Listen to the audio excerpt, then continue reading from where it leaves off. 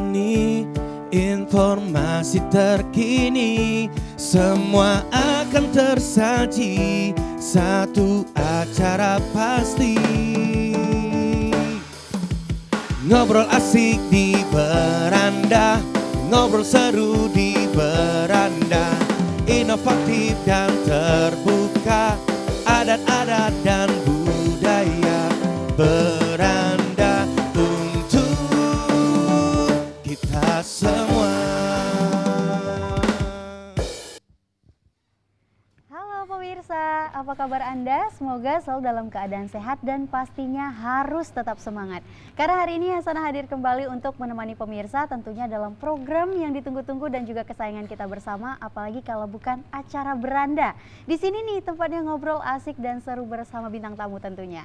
Dan tema kita pada hari ini tidak kalah menarik ya dengan tema-tema kita sebelumnya yang sangat luar biasa, yaitu memaksimalkan potensi diri untuk meraih prestasi di tingkat nasional dan juga tingkat internasional. Nah, kalau kita berbicara nih tentang keliling dunia, bahkan keluar kota juga nih pemirsa, itu hal yang mudah. Bahkan sangat mudah jika kita memiliki banyak uang ya. Tapi beda cerita, berbeda nuansa jika kita berangkat ke keluar kota ataupun keliling dunia dengan membawa nama alma mater kampus kita dan juga bangsa kita sendiri. Berikut ini narasumber kita sangat luar biasa, pemuda Sumatera Utara yang memiliki segudang prestasi ya, yang sudah tidak diragukan lagi pokoknya. Beliau merupakan alumni pertukaran pemuda antar negara. Wow, ada Kak Syita. Halo Kak Syita. Halo Hasanah. Luar biasa sekali. Boleh disapa dulu nih pemirsa yang ada di rumah. Halo teman-teman yang ada di rumah. Terima kasih juga kesempatannya sudah diundang di acara ini Hasanah. Iya, sehat Kak? Alhamdulillah sehat. Nah, kalau udah ada Kak Syita nih, yang kedua narasumber kita juga sangat luar biasa ya. Pokoknya udah keliling provinsi yang ada di Nusantara Indonesia kita ini. Siapa lagi kalau bukan Muhammad Gading Akbar. Wah, halo Gading. Halo Kak Nur Hasanah. Iya, Gading ini adalah pemenang lomba karya tulis ilmiah tingkat nasional. Wow, keren banget. Nah, nanti nih pemirsa ya, kita bakal tanya-tanya ya seputar tips ampuh dari mereka, bagaimana sih bisa meraih prestasi di tingkat nasional dan juga bahkan tingkat internasional. Jadi pemirsa harus nih nonton kita sampai akhir nanti tentunya.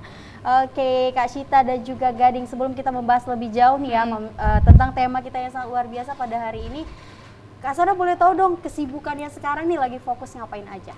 Nah, kalau untuk aku sendiri sekarang sedang berkecimpung di dunia pendidikan ya. Jadi sekarang menjadi salah satu tenaga pengajar, tenaga pendidik, membimbing siswa-siswi middle school, SMP ya di salah satu sekolah swasta yang ada di Kota Medan. Oke, itu dari Kak Syita. Kalau Gading sendiri nih, kalau Kak Syita sudah bekerja, kalau Gading nih backgroundnya apa nih? Halo, kalau saya sendiri masih mahasiswa. Nah, saat ini saya sedang sibuk menyusun tugas akhir, kayak gitu. Oke, mahasiswa tingkat akhir. Tingkat akhir, masih aktif organisasi juga? Organisasi masih diikuti juga. Masih ya, masih pengen keliling-keliling lagi soalnya ya Gadingnya. Oke, ini Kak Syita, kakak kan merupakan alumni dari Pertukaran Pemuda Antar Negara, atau kita kenal tuh biasanya dengan PPAN ya Kak ya? Benar. PPAN. Boleh dong Kak di-share kepada kita bersama, mungkin pemirsa yang ada di rumah juga penasaran nih Kak, sebenarnya PPAN ini siapa sih yang menyelenggarakan, kemudian pemilihannya ini setiap tahun kah, atau ada periode 2 tahun sekali gitu ya Kak? Boleh dong Kak share sebagai alumni dari PPAN. Oke. Nah, jadi teman-teman, PPAN itu adalah program pertukaran pemuda antar negara ya. Jadi ini program yang sebenarnya diinisiasi oleh Kemenpora dan juga beberapa negara yang menjalin kerjasama dengan Indonesia. Tujuannya adalah untuk meningkatkan gitu ya, saling kesepahaman dan juga untuk meningkatkan potensi para pemuda gitu. Jadi di mana pemuda Indonesia gitu melalui Kemenpora dan juga Dispora ya, di mana pemuda Indonesia ini juga diseleksi dari provinsi masing-masing oleh Dispora, berkesempatan untuk mengikuti program pertukaran ke negara lain. Nah, ada program pertukaran multilateral ya antar beberapa negara, ada juga program pertukaran bilateral ya antar 2 negara saja. Contohnya itu seperti program pertukaran pemuda Indonesia Korea Selatan, kemudian Indonesia India, Indonesia China, Indonesia Kanada. Kalau program multilateralnya itu program saya, yaitu program Kapal Pemuda Asia Tenggara Jepang, atau yang biasa juga dikenal dengan The Ship for Southeast Asian Japanese Youth Program. Nah, jadi kalau ngomongin tentang seleksi nih Hasanah, Kalau seleksi PPAN sendiri tuh biasanya 1 tahun sekali ada seleksinya, dan memang para pemuda ini dikirim setiap tahun gitu ke negara tertentu. Namun karena banyaknya juga provinsi di Indonesia ya, biasanya negara tertentu hanya mengirimkan beberapa pemuda saja, misalnya 18 pemuda, sedangkan kita kan provinsinya banyak tuh. Jadi tidak semua provinsi mendapatkan kesempatan setiap tahunnya, sistemnya gantian gitu dia. Seperti itu Hasanah, kurang lebih. Jadi nih informasi juga nih ya kepada pemirsa yang ada di rumah. Jadi bahwasannya PPAN ini diselenggarakan setiap tahun. Jadi mungkin tahun ini sudah ada kesempatan nih untuk prepare ya supaya maksimal untuk mengikuti PPAN di tahun 2023 nantinya. Jadi masih ada waktu ya nih Kak Syita ya. Benar banget. Kalau dari Kak Syita, itu kalau dari Gading gimana nih? Awal mula tertarik untuk lomba karya tulis ilmiah terpikirnya dari mana sih Gading? Oke, jadi untuk teman-teman ya, awal mula saya tertarik ke dunia LKTI ini karya tulis ilmiah. Pertama itu saya melihat senior-senior saya di universitas dulu. Nah, senior-senior saya ini bisa keliling-keliling Indonesia gitu dengan gratis, dengan cara ikut-ikut lomba. Nah, pada awalnya saya tertariknya seperti itu. Nah, maka dari itu saya ikut suatu komunitas yang ada di Universitas Sumatera Utara bernama Schneider Team USU. Nah, di Schneider Team USU ini saya banyak belajar, tidak hanya dari jurusan saya sendiri, juga ada dari berbagai jurusan seperti saya sendiri di teknik kimia, ada jurusan dari FIB, ada juga dari MIPA, seperti itu. Jadi kami berkolaborasi dalam menulis LKTI tersebut, seperti itu Kak. Oke, jadi itu haruskah kita pandai menulisnya? Itu kan ada teknik-tekniknya ya, kalau lomba karya tulis ilmiah nggak hanya pandai punya ide aja, tapi bagaimana menuliskannya ke dalam sebuah narasi yang bagus. Itu tips dari Gading sendiri gimana sih? Kalau tips dari saya sendiri itu pertama kali untuk menulis sebuah karya tulis ilmiah, pertama-tama kita memulai dari keresahan kita sendiri. Seperti keresahan yang ada di lingkungan-lingkungan sekitar kita, apakah yang bisa kita perbaiki gitu, atau juga memperbaiki, maksudnya memanfaatkan limbah-limbah yang ada di sekitar kita gitu. Apakah limbah-limbah ini bisa jadi produk gitu ya. Jadi dari keresahan kita untuk memperbaiki keadaan di sekitar ini kita tuliskanlah ke dalam suatu karya tulis ilmiah. Nah, jadi karya tulis ilmiah yang baik itu bukan karya tulis yang langsung pertama kali dibuat gitu. Jadi bisa saja proses improvement dari penelitian-penelitian yang sudah ada. Jadi kita ada namanya metode ATM atau amati, tiru, dan modifikasi. Jadi kita mengamati terlebih dahulu karya-karya yang sudah ada, kemudian kita tiru, nah tapi kita memodifikasi karya-karya tersebut, seperti itu. Nah, jadi ini inspirasi juga nih untuk pemirsa yang ada di rumah. Mungkin itu lebih mengangkat isu ya. Dan itu juga ada beberapa, ada yang lingkungan, ada ekonomi, pendidikan. Jadi bagaimana menyesuaikan nih pemirsa di rumah bakatnya untuk mengembangkan yang mana gitu ya. Oke, kalau Kak Syita nih, kalau PPAN sendiri Kak, itu biasanya itu diselenggarakan pada bulan berapa sih Kak? Gitu. Biasanya tiap tahun itu beda-beda sih ya. Cuman kalau range-nya itu dari bulan April, Mei, Juni, antara 3 bulan itu.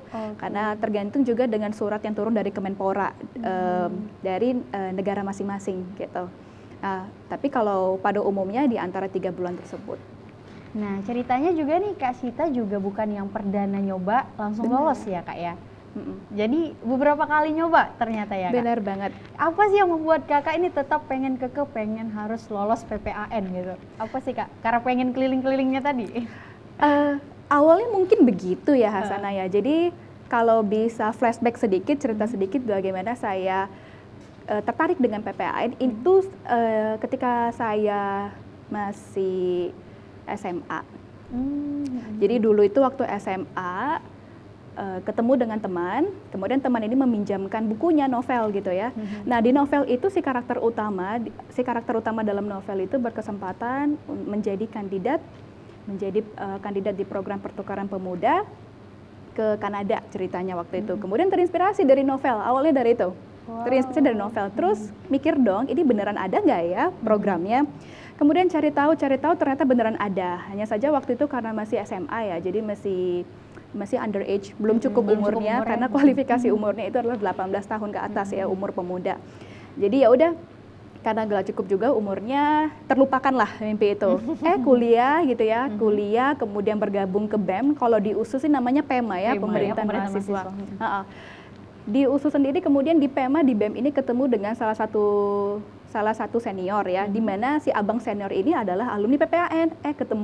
Ketemu lagi dengan abang ini, kemudian teringat lagi dengan Novel tadi ya. dengan mimpi yang pernah ada gitu ya di zaman SMA itu gitu. Ya udah kemudian mulailah ya saya dekati si abang, bertanya, dan abang bilang, ya kamu ikuti aja, kita juga akan segera menyelenggarakan nih seleksi dalam berapa bulan ini. Nah itu kejadian di tahun 2016. Jadi memang tahun 2016 itu tahun pertama kali saya mencoba PPAN sebagai newbie gitu ya, sebagai orang yang belum terbiasa gitu ya dengan teknis pelaksanaan seleksi seperti apa. Mungkin overall sudah tahu seleksinya akan ada apa saja karena sudah melakukan research sebelumnya kan. Tapi teknis seperti apa belum. Itu di tahun 2016. Tapi mungkin ya belum rezeki di tahun itu, hanya sampai ke 5 besar ketika itu sebagai newbie ya. Menjadi cadangan 2 untuk program Indonesia Korea Selatan. Nah, coba lagi dong di tahun 2017. Nah, apa yang mendorong saya gitu ya mau mencoba lagi di tahun 2017? Karena saya merasa di pengalaman pertama ikut seleksi PPAN di tahun 2016 itu saya ketemu dengan teman-teman peserta, masih peserta seleksi ya, yang luar biasa potensinya, yang luar biasa banget pinter-pinternya gitu ya. Saya merasa seleksinya aja udah sedemikian menginspirasi untuk saya. Saya ketemu orang baru dengan potensi yang luar biasa, apalagi kalau saya ikut programnya gitu.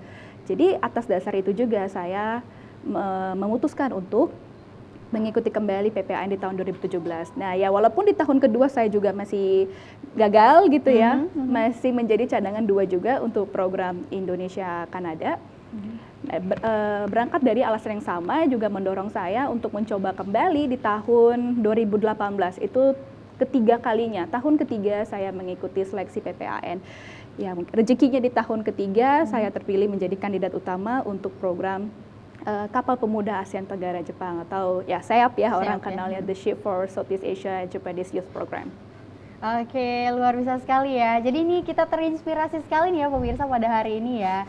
2 narasumber yang sangat luar biasa, satu memiliki tingkat nasional, yang satu prestasinya sudah sampai ke internasional. Untuk itu pemirsa, kita bakal seru lagi nih berbincang ya tentang bagaimana untuk memaksimalkan potensi diri untuk meraih prestasi di tingkat nasional dan juga internasional. Untuk itu pemirsa jangan kemana-mana karena kami akan kembali setelah lagu berikut ini.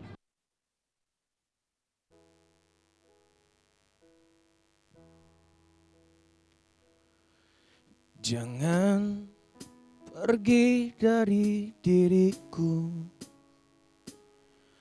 tak sanggup harus hidup tanpamu. Karena jauh lebih indah bila kita bersama, seperti yang terjadi kemarin.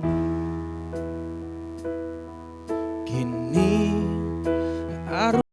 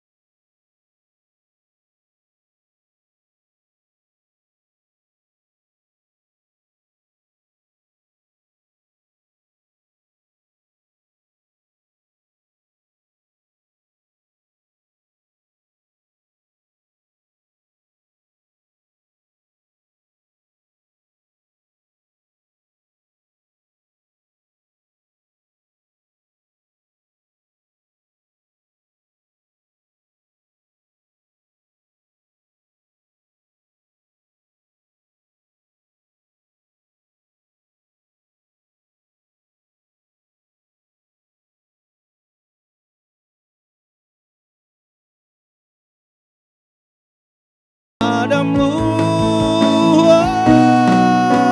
takkan hilang cintaku padamu, takkan hilang walau kau memilih pergi, takkan hilang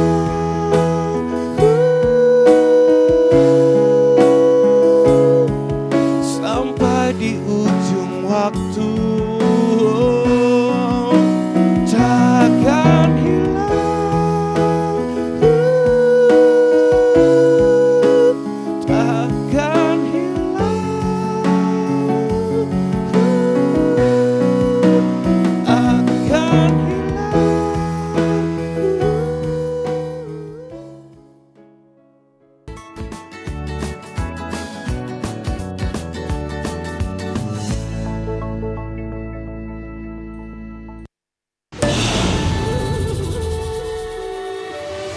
ribuan suku dan bahasa, warna-warni budaya.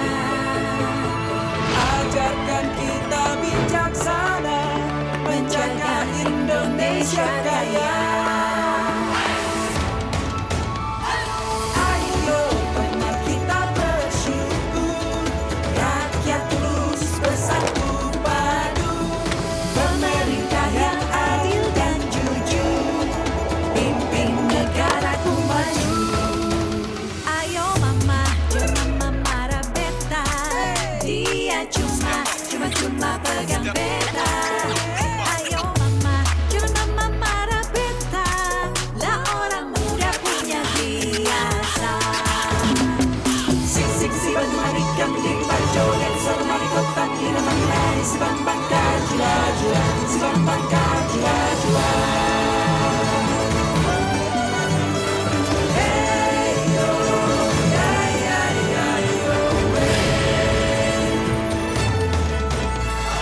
dari Aceh hingga Papua kita semua bersaudara, bekerja dan berdoa, bangga dan bersahaja untuk Indonesia Raya.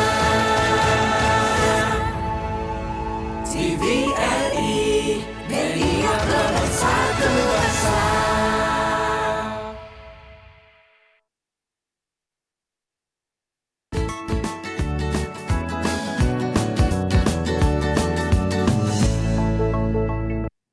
Ya pemirsa, terima kasih Anda masih menyaksikan program Beranda. Tentunya nih pemirsa yang pengen tanya-tanya masih kita persilahkan, boleh hubungin kita di 061 4146 353. Hasanah ulangin kembali, hubungin kita di 061 4146 353. Pemirsa yang di rumah boleh tanya apa aja seputar tema kita pada hari ini, memaksimalkan potensi diri untuk meraih prestasi di tingkat nasional dan juga internasional. Nanti nih pertanyaan dari pemirsa bakal dijawab langsung oleh narasumber yang sangat luar biasa, itu ada Kak Syita dan juga Gading. Oke, untuk itu kita tunggu ya pemirsa ya. Kita berbincang lagi nih Kak Syita dan juga Gading. Kayaknya tadi nggak sah ya kalau kami itu hanya mendengarkan dari cerita kakak, keseruan kakak di PPAN.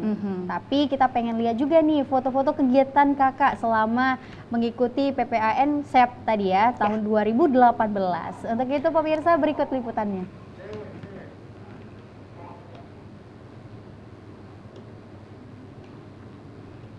Oke, Kak, ini boleh diceritain nih Kak, nih pas saat kapan nih Kak?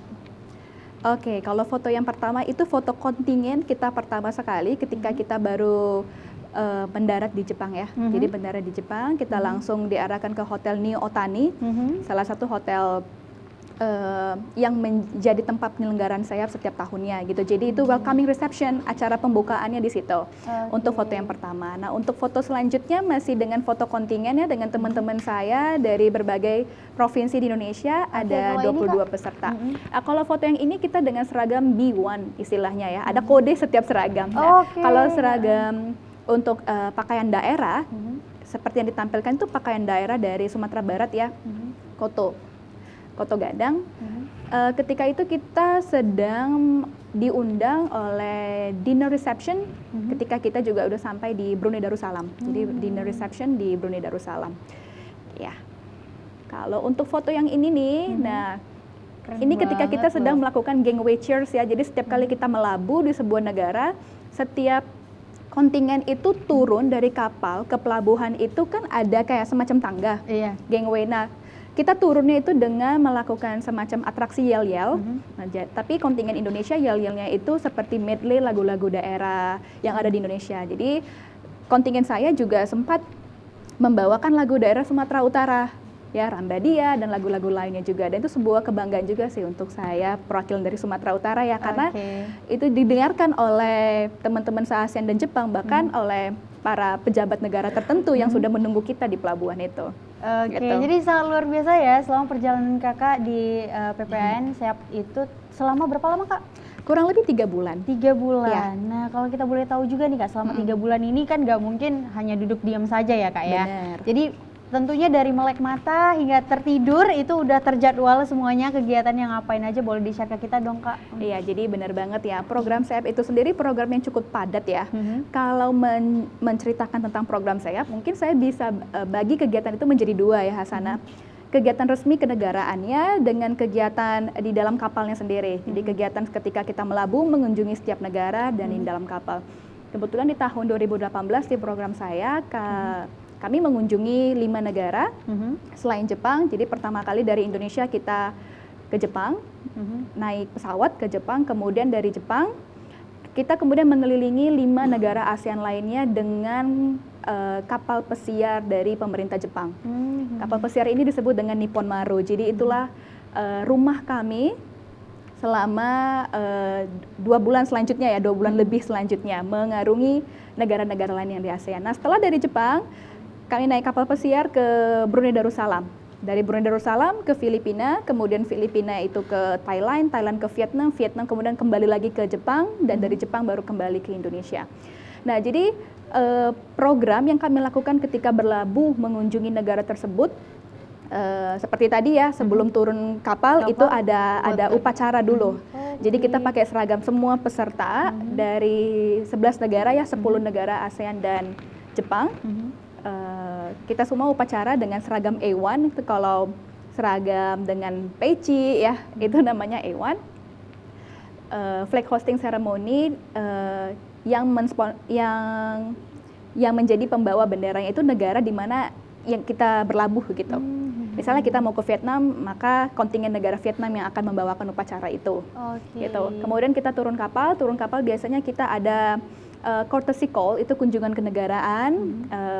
Di beberapa negara kita mengunjungi kementerian tertentu gitu ya, dengan menteri tertentu, atau kalau kita cukup beruntung kita bisa ketemu dengan PM, Perdana Menteri. Masya Negara Allah. Tapi tertentu. selama kakak berkegiatan, ada yang sempat ketemu sama PM-nya? PM di zaman saya ya, di tahun 2018 itu kita nggak sempat ketemu, kita hanya ketemu beberapa menteri ya. Menterinya. Menteri di Thailand kita ketemu menteri juga. Nah, itu kunjungan kenegaraan. Setelah kunjungan kenegaraan itu kita ada institutional visit. Kita ada kunjungan ke institusi-institusi atau ke instansi lain. Kalau di Jepang saya kemarin itu ke kantor Yahoo. Kemudian setelah itu yang tidak kalah menariknya ya, dan yang paling ditunggu-tunggu ketika turun kapal itu adalah program homestay. Jadi di mana kita ketemu dengan orang tua angkat, keluarga angkat kita, dan kita stay dengan mereka selama kurang lebih 3 hari.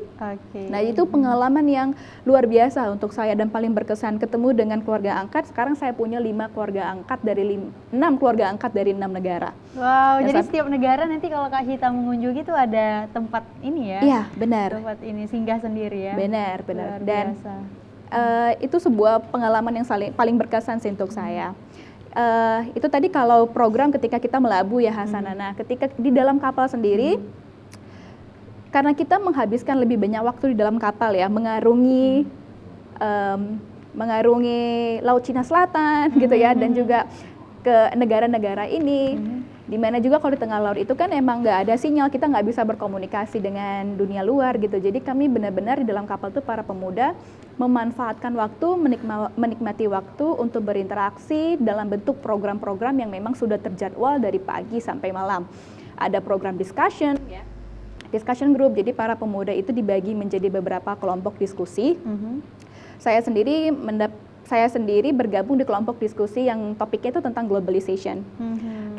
Jadi sebenarnya sebagian besar kegiatan dalam kapal itu adalah diskusi-diskusi yang pada akhirnya diskusi ini tuh ada programnya, ada action plan-nya, ada PPA-nya kalau kita bilang post program activity.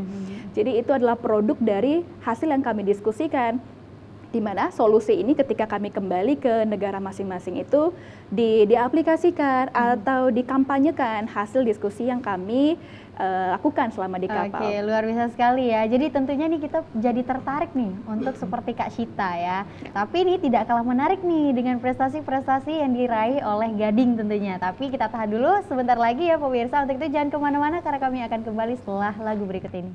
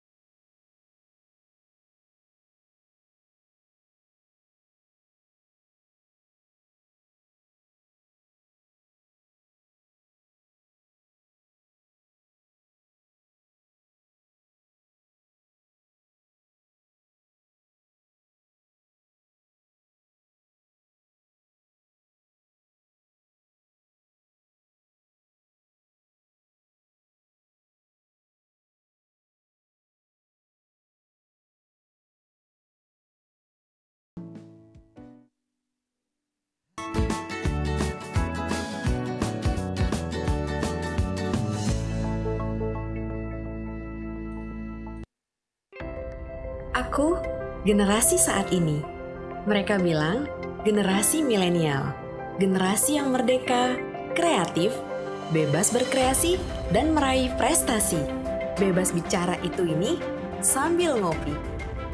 Tidak boleh lupa, kita bebas merdeka seperti sekarang ini karena, ya, Pancasila. Sebelum Indonesia merdeka, tahun 1934-1938 di masa pembuangannya di kota Ende, Nusa Tenggara Timur, Soekarno dalam kesendirian semangat perjuangan selalu menggelora di dadanya. Dia selalu duduk di bawah pohon dekat rumah pengasingannya. Tak henti memikirkan Indonesia. Disinilah ide besar lahir tentang rumusan Pancasila sebagai ideologi negara. Pancasila tidak lahir sendiri, melewati proses panjang, dilandasi semangat perjuangan bangsa Indonesia. Sejarah perumusannya melewati 3 proses besar, sampai dinamakan Pancasila, yakni rumusan konsep Soekarno yang dibacakan pada sidang BPUPKI 1 Juni 1945, rumusan Panitia 9 yaitu Piagam Jakarta 22 Juni 1945, dan rumusan pembukaan Undang-Undang Dasar 1945 disahkan oleh PPKI 18 Agustus 1945. Rangkaian dokumen sejarah ini dimaknai sebagai proses kelahiran Pancasila. Sebagai ideologi bangsa, Pancasila mendapat banyak tantangan di era keterbukaan informasi. Kita harus merasakan semua nilai kebaikan yang terkandung di dalamnya. Karena Pancasila untuk Indonesia hari ini, esok, dan masa yang akan datang.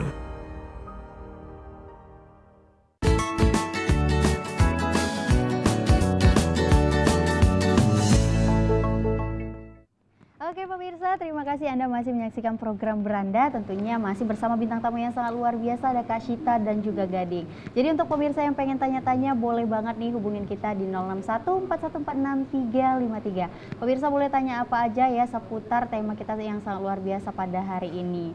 Oke, tadi kita sudah lihat ya keseruan dari Kak Syita selama perjalanan kurang lebih 3 bulanan ya Kak Syita ya. Tapi nggak sah nih kalau kita nggak lihat perjalanan Gading nih, mengitari dari provinsi di Indonesia ya, ada beberapa. Jadi untuk itu berikut liputannya pemirsa.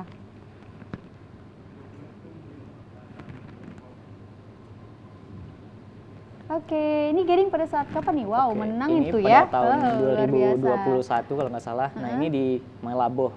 Nah yang berikutnya ini adalah lomba yang diadakan salah satu perusahaan. Nah kebetulan kemarin tuh juara 1 di Wow. Jakarta Selatan. Nah ini sama juga. Nah jadi dari USU kemarin tuh ada 2 delegasi. Jadi dari 2 tim. Yang pertama itu tim saya itu mendapat juara 1 umum dan Kedua-duanya juga menang? iya, Wow, satu lagi keren. juara 2 umum.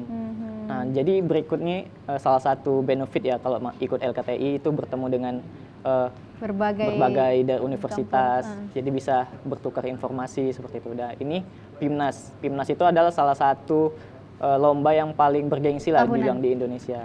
Seperti itu. Oke, kalau ini Gading? Ini ada di Stipap di Medan juga lomba. Kebetulan juara 1 juga kemarin. Nah, sama. Dan saya ini dapat 2 kategori yaitu pemakalah dan juga pemateri. Dua-duanya dapat juara 1. Oke, luar biasa sekali. Nah, ini ada video waktu lomba di Jakarta Selatan kemarin. Nah, saya dapat juara 1 di sini. Oh, ini pengumumannya ya? Nah, saat pengumumannya. Nah, juara 2-nya juga dari USU kebetulan kemarin. Oke, itu tadi keseruan Gading ya. Nah, Gading, dari semuanya ini kira-kira mana sih yang paling berkesan bagi kamu nih, Gading? Oke. Nah, yang paling berkesan bagi saya itu ada 2. Yang pertama kali waktu PIMNAS. Jadi waktu PIMNAS itu adalah Pekan Ilmiah Mahasiswa Nasional. Nah, di situ benar-benar sangat expert sekali lah ya, dari mulai pendanaan dan juga presentasi akhir. Tapi waktu PIMNAS kemarin masih belum maksimal, jadi belum bisa mendapat piala, medali seperti itu. Nah, yang kedua itu yang paling berkesan bagi saya itu waktu lomba nasional di Mandalika. Nah, di Mandalika ini dari mulai tahap awal gitu, sangat banyak gitu. Bisa dibilang di Indonesia ini termasuk lomba yang paling banyak yang mengikutinya, sekitar 645 dari pendaftarnya. Nah, dari 445 itu diambil 5 besar. dari 5 besar ini, kemudian diseleksi masih secara online. Kemarin ada 3 kategori, saya di kategori tribologi namanya. Tribologi ini ilmu mengenai gesekan pada mesin, nah, pada kendaraan bermotor seperti itu. Nah, pada tahap 5 besar ini diseleksi dengan expertnya langsung. Jadi expert di bidang tribologi ini. Jadi profesornya langsung. Jadi sangat deg-degan banget dulu. Nervous gitu Nervous ya. gitu. Diuji nih Diuji pengetahuan dan wawasannya mengenai karya tulis ilmiah tadi ya. Kayak sidang langsung gitu. Oke, nah pemirsa yang di rumah tentunya bertanya-tanya nih ya, kira-kira nih Gading katanya gitu ya, untuk seperti Gading ini kan kalau setiap lomba itu kan langsung menang ya, ada yang sampai juara umum tadi ya, borong juara umum sama timnya gitu ya. Untuk tips dari Gading sendiri nih yang akan di-share kepada pemirsa yang ada di rumah, kira-kira nih itu tahapannya seperti apa sih kalau mengikuti lomba karya tulis ilmiah, dan tipsnya ketika kita mau mencoba itu harus bagaimana supaya bisa lolos dan menang gitu. Boleh Gading? Oke, nah yang saran dari saya awalnya itu pertama kali kita harus membutuhkan suatu wadah. Jadi buat teman-teman semuanya yang ingin gitu, yang punya ide, saya punya ide untuk membuat suatu inovasi seperti itu. Nah, tapi nggak tahu mulainya dari mana gitu. Mulainya gimana sih cara mulainya? Jadi cara mulainya itu kalian bisa cari tempat atau orang gitu, orang yang sudah ahli di bidangnya, yang udah pernah mengikutinya sebelumnya. Jadi bisa kalau di kampus biasanya tanya senior-senior mungkin. Nah, setelah itu mungkin bisa masuk ke UKM atau juga komunitas yang ada di kampus. Nah, untuk saya sendiri, saya mengikuti komunitas yang ada di Universitas Sumatera Utara namanya Schneider Team. Nah, di Schneider Team ini saya banyak di coaching lah gitu dengan coach dan juga senior-senior saya. Mulai dari tahap awal, kalau karya tulis ilmiah itu pertama ada abstrak, ngirim abstrak dulu, kemudian diseleksi, presentasi, kemudian barulah bisa diketahui juaranya bagaimana. Jadi untuk saran saya itu jangan malu gitu untuk bertanya pada senior-seniornya yang ada di kampus gitu. Dan juga jangan lupa untuk berdoa lah gitu. Kan karena kita butuh doa juga dan juga restu orang tua. Tentunya restu dari orang tua ya. Untuk Kak Syita sendiri nih, tentunya kalian kan prestasinya tuh sangat luar biasa, nggak mungkin nggak ada tantangan atau challenge di dalamnya. Boleh dong kasih tahu kita nih tantangannya sebenarnya apa sih? Kalau Kak Syita dulu. Nah, kalau sepengalamanku mengikuti PPAN selama 3 tahun ini, nah di tahun awal itu tantangannya adalah diseleksi bagian penampilan seni budaya dan bakat. Oke, Ya. ada penampilan ya, penampilan Benar-benar. tarian atau apa kemarin tuh Kak Syita apa tuh penampilannya? Jadi yang menjadi tantangan itu karena awalnya aku tuh nggak tahu jagonya di mana. Belum mengenal nih berarti ya sama potensi Exactly, diri. benar. Jadi, nah ini juga sebenarnya pesan yang mau disampaikan ke teman-teman sekalian ya, kita sama-sama belajar dari pengalamanku. Tantangan kenapa seni dan budaya dan talent itu menjadi tantangan yang besar karena waktu itu aku belum cukup mengenal diri sendiri. Jagonya apa, punya potensi apa, punya kemampuan apa gitu ya. Dan sebenarnya mungkin karena pengalaman pertama juga, jadi belum benar-benar memahami ekspektasi si program ini itu mencari kandidat yang seperti apa gitu. Jadi bisa dijadikan tips juga nih buat teman-teman, misalnya mau mengikuti sebuah kegiatan, program atau perlombaan, bisa dicari tahu dulu ini program, ini kegiatan tujuannya apa, mencari orang yang seperti apa, kandidat yang seperti apa, dan apakah kira-kira kita punya kemampuan dan potensi yang bisa ketemu nih ekspektasinya dengan si program. Itu jadi intinya adalah mengenali si program dan mengenali diri sendiri. Namun yang namanya mengenali diri sendiri itu kan nggak mudah. Saya sendiri butuh 3 tahun untuk akhirnya ketemu. Oke, mungkin udah bisa saya percaya diri dengan kemampuan saya sendiri membawa budaya saya sendiri gitu ya. Gitu. Jadi di tahun pertama bawa seni dan budaya ya, bawa penampilan menari tarian karo kalau nggak salah. Oke, untuk itu nih tahan ya sebentar ya Kak Syita ya, karena semakin hangat nih pembicaraan kita dan tentunya makin bertanya-tanya juga pemirsa yang ada di rumah, kira-kira apa lagi nih ya yang pengen dibagiin sama narasumber pada hari ini. Untuk itu pemirsa jangan khawatir karena kita akan kembali setelah lagu yang berikut ini.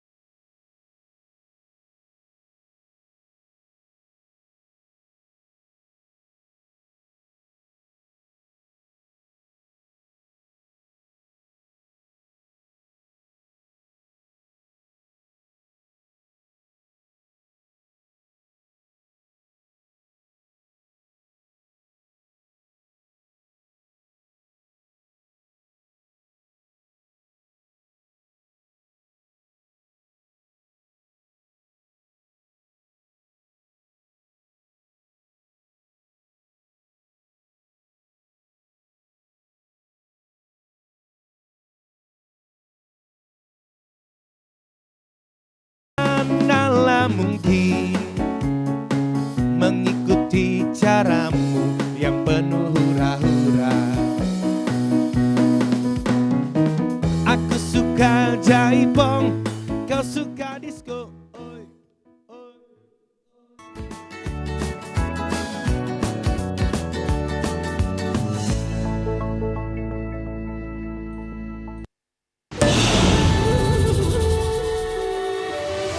Ribuan suku dan bahasa, warna-warni budaya.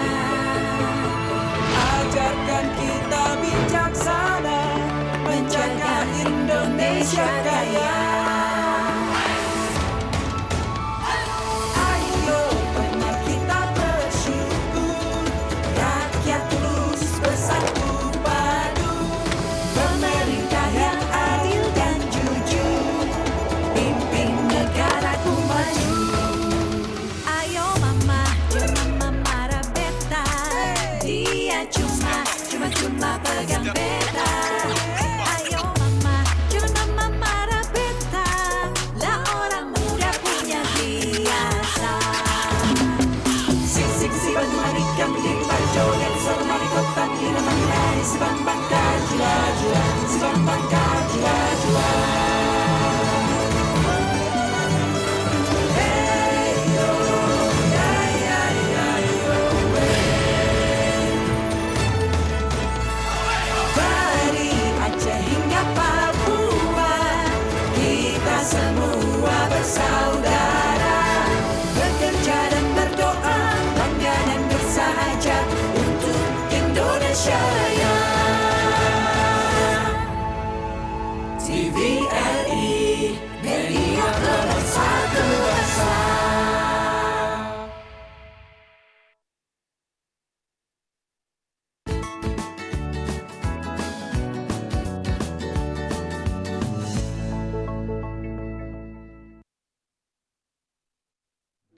Ya pemirsa, tentunya kami akan membahas nih seputar tema yang sangat luar biasa pada hari ini mengenai memaksimalkan potensi diri untuk meraih prestasi di tingkat nasional dan juga tingkat internasional. Tadi ini Kak Syita dan juga Gading sudah banyak ya memberikan kita tips supaya bisa meraih nih prestasi di tingkat nasional dan juga internasional. Harapannya nih kita juga bisa meraih nih karir kita yang terbaik di masa depan tentunya nih pemirsa. Amin ya robbal alamin. Baik, sebelum closing juga kita pengen tahu nih harapan kedepannya apa sih kakak-kakak dan juga abang nih Gading untuk karir dan juga pengennya kedepannya juga harapannya seperti apa nih? Kak Syita boleh terlebih dahulu? Oke, baik. Nah, jadi harapan untuk program PPAN sendiri dan juga pemuda-pemuda Sumatera Utara ya, untuk teman-teman yang mungkin sekarang lagi menonton juga di rumah. Seperti yang tadi sudah disampaikan bahwa PPAN ini program yang akan ada setiap tahun gitu. Jadi setiap tahun akan selalu ada teman-teman. Jadi saya berharap walaupun sekarang kondisi sudah semakin membaik ya. Nah, semakin membaik dari pandemi COVID-19, semakin banyak juga negara-negara yang membuka border. Jadi teman-teman bisa memanfaatkan kesempatan ini kesempatan yang seumur hidup sekali, menjadi perwakilan provinsi, menjadi duta negara ya, mengkampanyekan nilai-nilai budaya kita di negara luar sana gitu ya, melihat dunia yang lebih luas, sehingga setibanya kita pulang ke Indonesia kita bisa membawa perubahan. Jadi saya berharap teman-teman masih terus antusias dengan program-program PPAN atau program-program serupa untuk menggali potensi diri, mengeksplor diri. Oke, itu dari Kak Syita ya. Harapan kedepannya supaya nih pemirsa lebih aktif lagi ya, makin antusias nih untuk mengikuti berbagai program. Karena tentunya di Sumatera Utara sendiri menyediakan wadahnya gitu. Benar ya. sekali, kesempatannya ada. Kesempatannya ada, tinggal kita nih mencari peluangnya di mana nih, sesuai dengan diri kita sendiri gitu. Kalau Gading nih, apa harapan kedepannya? Oke, untuk harapan saya ke depannya mungkin di dunia LKTI ini tidak hanya sebatas ide aja. Mungkin pemuda-pemuda yang berprestasi seperti ini mungkin disupport dengan pemerintah gitu. Jadi tidak stuck di ide dan produk aja. Jadi di LKTI ini tidak hanya ide, produk, mungkin ke depannya bisa dikembangkan menjadi lebih besar lagi seperti startup. Nah, jadi dengan seperti itu inovasi yang kami miliki tidak stuck di perlombaan saja, jadi bisa diterapkan di masyarakat dan mungkin kedepannya bisa membuka lapangan pekerjaan seperti itu, Kak. Oke, luar biasa sekali ya harapan-harapan dari Kak Syita dan juga Gading nih, luar biasa sekali. Nah, kalau untuk pesannya sendiri nih, untuk kaula muda ya, generasi milenial Sumatera Utara nih Kak, supaya tidak menjadi kaum rebahan terus-menerus ya, tapi lebih aktif, antusias dan juga produktif nih mengikuti perkembangan zaman, khususnya untuk meraih prestasi dan karir cemerlang di masa depan nih. Dari Kak Syita boleh? Oke, nah kalau untuk pesan saya sendiri ya, saya teringat sebuah perkataan bahwasannya masa muda itu adalah masa yang indah. Oke. Saya setuju banget gitu ya, memang benar. Maka untuk itu ya, mari kita manfaatkan masa muda yang tampaknya panjang namun sebenarnya singkat sekali ketika kita menjalaninya gitu ya, dengan mengeksplorasi diri. Mengeksplorasi diri, menemukan kita itu siapa, kita itu punya potensi apa, punya kemampuan apa, sehingga di titik ketika kita sudah tahu nih punya potensi apa, kita bisa menggunakan segenap potensi tersebut ya untuk membantu orang lain, berkontribusi di masyarakat atau di komunitas gitu ya, atau membawa perubahan di lingkungan sekitar kita. Karena saya percaya sih ya Hasanah, sebaik-baiknya manusia adalah manusia yang bermanfaat, berdampak bagi orang lain. Oke, setuju banget nih dengan statement Kak Syita. Kita harus lebih memberikan manfaatan ya, kebermanfaatan kepada sesama. Jadi intinya ketika kita memperbaiki diri kita gitu ya, kita juga harus memiliki dampak kepada lingkungan kita. Kalau dari Gading sendiri apa nih pesan yang pengen disampaikan kepada generasi milenial Sumatera Utara? Oke, pesan saya terhadap pemuda-pemudi bangsa Indonesia. Nah, marilah kita berkarya, berinovasi untuk bangsa dan negara kita ini karena pemuda adalah harapan bangsa. Nah, maka dari itu kitalah yang akan membangun bangsa ini kelak. Nah, jadi jangan takut gagal, jangan takut bermimpi, dan juga gagal itu adalah suatu proses. Jadi dan kemenangan itu hanyalah hadiah. Nah, maka dari itu proses itu yang harus kita hargai seperti itu. Nah, maka dari itu jangan takut bermimpi dan juga jangan takut gagal. Seperti itu. Luar biasa sekali, boleh kita aplaus nih pemirsa ya untuk narasumber yang sangat luar biasa pada hari ini. Kita jadi termotivasi, makin semangat lagi nih untuk meraih impian di masa depan. Hasanah juga ada punya quote sedikit ya, tentunya dalam untuk memperkenalkan ataupun juga untuk menginterpretasikan diri kita itu, kita bisa berkeliling loh. Kita bisa keliling keluar kota, keluar dunia gitu ya, keliling dunia. Bahkan itu tidak mengeluarkan biaya sedikit pun ya. Kita hanya mengandalkan potensi kita ya, memaksimalkan potensi kita sehingga kita bisa bermanfaat bagi sesama dan juga mengangkat derajat kita dan keluarga kita tentunya. Seperti narasumber kita pada hari ini ada Kak Syita dan Gading ya, mereka sudah membuktikan bahwasanya maksimalkan potensi maka prestasi akan mengikuti. Begitu ya Kak Syita ya. Benar. Luar biasa sekali nih, terima kasih sebelumnya Kak Syita dan juga Gading ya, sudah sharing bersama kita pada hari ini, udah mau berbagi cerita ya sehingga kita termotivasi. Dan untuk pemirsa yang ada di rumah juga terima kasih sudah menyaksikan kita dari awal hingga akhir ya. Dan untuk Bang Noe and Friends, terima kasih. Tetap sehat dan semangat selalu untuk menghibur kita semua di sini dan sampai bertemu pemirsa di acara Belanda selanjutnya. Terlalu mahal harus ku bayar kecuranganmu dengan air mata, dengan air mata. Katanya tebu manis airnya, ku coba tanam di pinggir hati. Tumbuh memang tumbuh, sayang sayang sayang, tebu berduri menusuk hati. Layar berlayar perahu kayu, biarlah biar kini tanpa dirimu. Katanya tebu manis airnya, ku coba tanam di pinggir hati.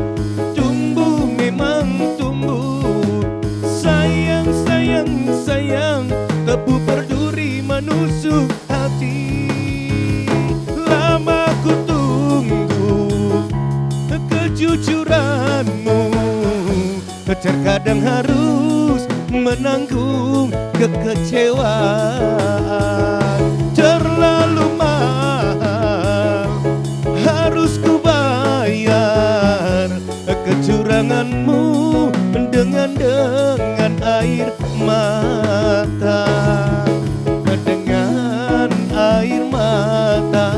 dengan air mata. Katanya tebu manis airnya, ku coba tanam di pinggir hati. Tumbuh memang tumbuh, sayang sayang sayang, tebu berduri menusuk hati. Layar berlayar perahu kayu, biarlah biar kini tanpa